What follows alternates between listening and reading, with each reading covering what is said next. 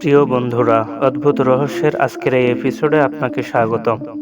একটি বিশাল জাহাজ যেটাকে বলা হতো অডুবনীয়, কিন্তু ইতিহাসে সেটাই হলো সবচেয়ে বড় ভয়ঙ্কর সমুদ্র বিপর্যয়। আজ আমি বলবো টাইটানিক ডুবে যাওয়ার আসল ঘটনা। 1912 সালে 10 এপ্রিল সাউদাম্পটন থেকে যাত্রা শুরু করে টাইটানিক জাহাজটি। প্রায় 2500 যাত্রী ও ক্রু মেম্বার ছিল জাহাজে। সবাই আনন্দে ভরপুর, কিন্তু 14 এপ্রিল রাতে হঠাৎ জাহাজটি বরফখণ্ডে ধাক্কা খায়। কয়েক ঘন্টার মধ্যেই বিশাল জাহাজটি ডুবে যায়। উত্তর আটলান্টিক মহাসাগরে প্রায় 1500 মানুষ মারা যায়। এই পর্যন্ত সবাই আমরা ইতিহাসের বইয়ে পড়েছি, কিন্তু এর ভিতরে লুকিয়ে আছে কিছু অবাক করা রহস্য। আসুন সেই রহস্য উন্মোচন করা যাক। রহস্য নম্বর 1।